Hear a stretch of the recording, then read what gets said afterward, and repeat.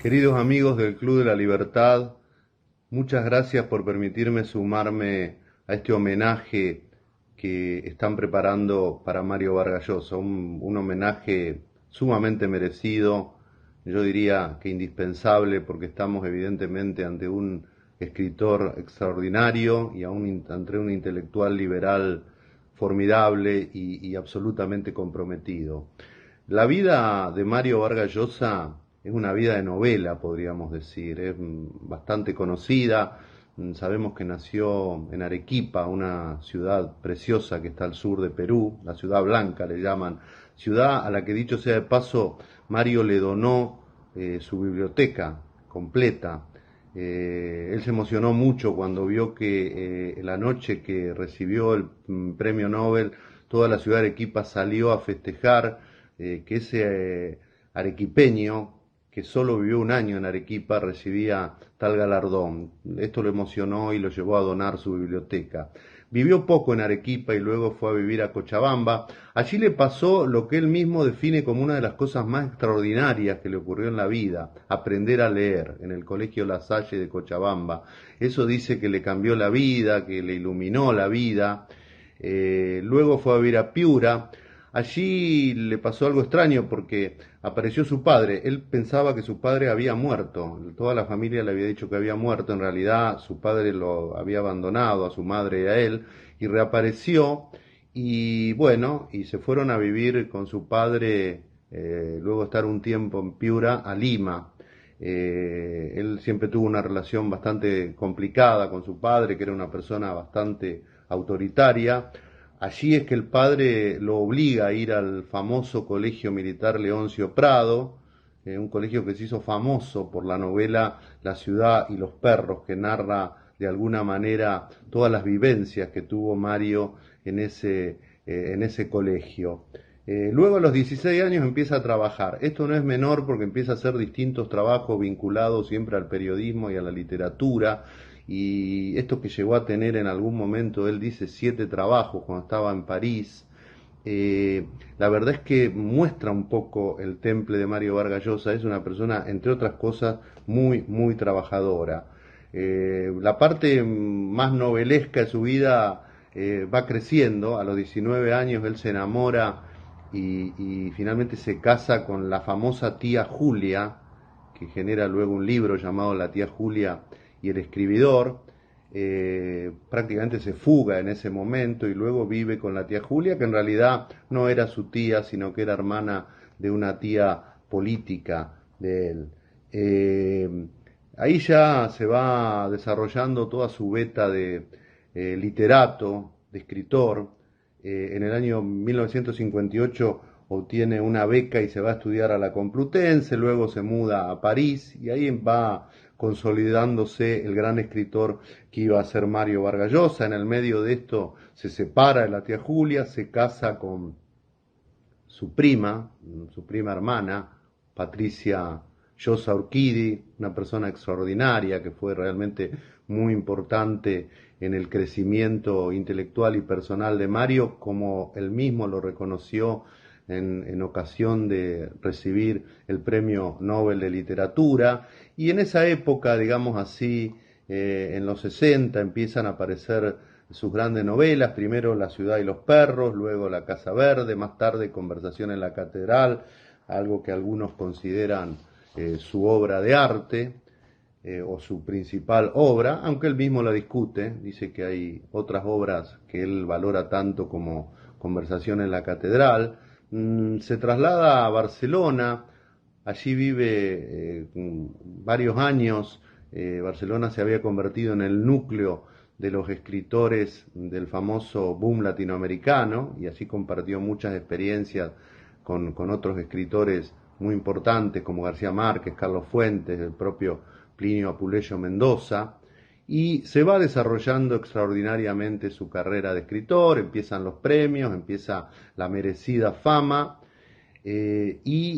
finalmente también se va dando en él un cambio ideológico que es muy relevante y que él explica detalladamente en su libro En la llamada de la tribu. Mario, de joven, cuando estudiaba en la Universidad de San Marcos en Lima, incluso había militado unos meses un tiempo corto en una célula del Partido Comunista, una célula completamente insignificante, y él militó allí y por supuesto se sentía atraído por esas ideas. Luego, como pasan tantos jóvenes de aquella época, la Revolución Cubana los entusiasma mucho, ellos creen, la juventud de aquellos tiempos, una parte grande de la juventud creyó que el castrismo podría significar esta idea de socialismo, de mejora en las condiciones sociales, con democracia. Y durante unos años Mario apoya al régimen castrista, va varias veces a Cuba, se reúne, tiene una famosa y comentada reunión con Fidel Castro, muy larga, eh, pero luego empiezan a ocurrir algunas cosas que le empiezan a generar una suerte de run run, como diríamos en Argentina, ¿no? Primero él empieza a ver algunas restricciones a las libertades. Hay un famoso grupo cultural que se llamaba El Puente, donde había varios chicos jóvenes que eran homosexuales. Entonces el gobierno castrista cubano, típico de las dictaduras, destruye literalmente a ese grupo, lo disuelve, encarcela, tortura a muchos de esos jóvenes. Mario apadrinaba de alguna manera ese grupo, esto le provoca un gran impacto. Luego va a Rusia, y él dice que cuando fue a Rusia la impresión que le causó fue realmente muy abominable. Él dice que su primera reflexión cuando recorrió Moscú fue decir, esto es el Congo con cohetes y con armas. Algo así era, ¿no? Finalmente se produce el famoso caso Padilla, este escritor cubano que es obligado a autocriticarse de cosas menores que había dicho sobre el régimen. Él era una persona que había colaborado con el régimen castrista y sin embargo el castrismo, típico de estas dictaduras totalitarias, no aceptan la más mínima disidencia, lo condenan, lo martirizan, lo humillan en público, y esto fue un poco la gota que rebalsó el vaso. Mario a partir de ahí empieza un peregrinaje que le lleva unos cuantos años, un peregrinaje ideológico, en donde él se va alejando de las ideas socialistas y a partir de ciertas lecturas, él dice la influencia que le marcaron escritores como Hayek, Popper, Isaías Berlin, se va acercando a las ideas liberales cada vez más. También, imagino yo, viendo un poco cómo estaba funcionando la realidad, cómo funcionaba el mundo comunista, cómo funcionaba la propia Cuba, el desastre económico sumado a las restricciones completas de las libertades, y finalmente Mario termina convirtiéndose en un liberal. En el medio de esto se produce los famosos episodios de Lima y de Perú en los años 88-90, allí el presidente Alan García, que era un socialista muy duro cuando asumió la primera presidencia, y que estaba estatizando toda la economía peruana, intenta estatizar la banca y el seguro. Varios amigos lo convencen a Vargas Llosa de que salga a la calle a oponerse y él crea el Movimiento Libertad, y con el Movimiento Libertad llena plazas, hace un famoso meeting en la Plaza San Martín, una de las plazas más bonitas y más emblemáticas de Lima, y ahí él queda como una figura política, a su pesar, queda como una figura política. Él cuenta todo esto muy detalladamente en el libro El pez en el agua, y termina compitiendo en las elecciones del 90, y finalmente, como es público y notorio, en la segunda vuelta pierde contra Fujimori porque todas las fuerzas de izquierda, los partidos populistas como el APRA, apoyan a Fujimori. Pero ahí podríamos decir que se produce un cambio en Mario, porque Mario hace una intervención política directa que no termina bien. Él mismo se autocritica mucho por eso en el libro El pez en el agua, pero él sigue militando, digamos así, la idea de la libertad de una manera extraordinaria. Tenemos entonces a un escritor formidable, uno de los grandes escritores de la lengua hispana de las últimas décadas, con libros entrañables e indispensables, como por ejemplo algunos de los mencionados, La ciudad y los perros, La casa verde, Conversación en la catedral, La guerra del fin del mundo, que es uno de mis preferidos, y La fiesta del chivo, que es un libro que salió bastante después de esos años, hace alrededor de 20 años, y que fue una verdadera obra de arte considerada por muchos como uno de los libros más importantes que se haya escrito. El gran escritor, pero también el gran intelectual, un hombre que ha escrito ensayos en defensa de la libertad, en defensa de la democracia, extraordinario. Pero no solo eso, lo ha militado. Siendo presidente del PEN Club, se opuso a las dictaduras argentina y chilena. A mí más de cerca he visto su compromiso y su valentía, por ejemplo, entrando juntos a Venezuela para foros que hacían el CEDICE, nuestra amiga Rocío Guijarro, y donde fue detenido, maltratado. Aquí en Rosario ocurrió en el año 2008 durante las celebraciones del 25 aniversario, perdón, del 20 aniversario de la Fundación Libertad, que el ómnibus en el que viajaba fue atacado y pudo haber pasado a mayor la cosa, y él inmutable en la defensa de las ideas de la libertad.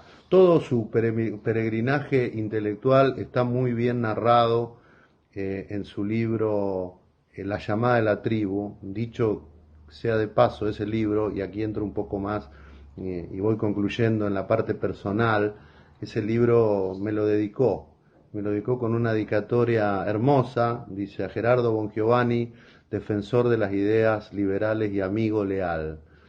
Sí, sí, así me siento un buen amigo de Mario Vargas Llosa, pero en realidad él es el verdadero amigo leal. Todos lo conocemos como enorme escritor, uno de los más importantes de las lenguas hispanas, como un intelectual extraordinario, brillante y comprometido, pero además Mario es un gran tipo, es un gran tipo, es una persona formidable, una persona de una cercanía, de un afecto notable. A mí me ha tocado estar mucho con él, tengo el honor de dirigir la Fundación Internacional para la Libertad que él preside. Esto me ha servido también para trabajar mucho con Álvaro Vargas Llosa, otro ser humano entrañable, extraordinario, de hacerme amigo, yo diría, de Álvaro Vargas Llosa.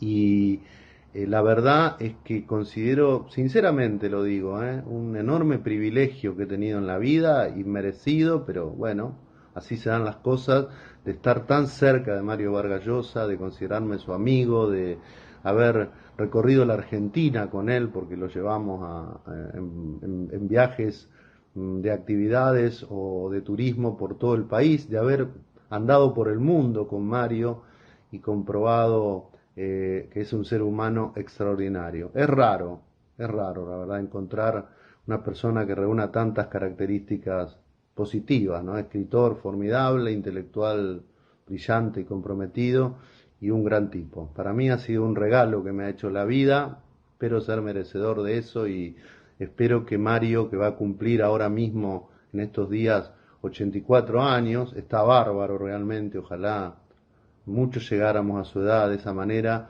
pueda estar muchos años más, porque en estos momentos difíciles, lo necesitamos, es imprescindible, yo diría. Bueno, me sumo entonces desde Rosario, desde esta cuarentena que estamos viviendo todos, yo un poquito más fuerte porque estoy aislado, porque volví del exterior hace unos días, pero bien, esperemos que este homenaje que con mucha justicia hace el Club de la Libertad sirva para inspirar a mucha gente en las ideas de Mario y en los principios y valores de Mario Vargas Llosa.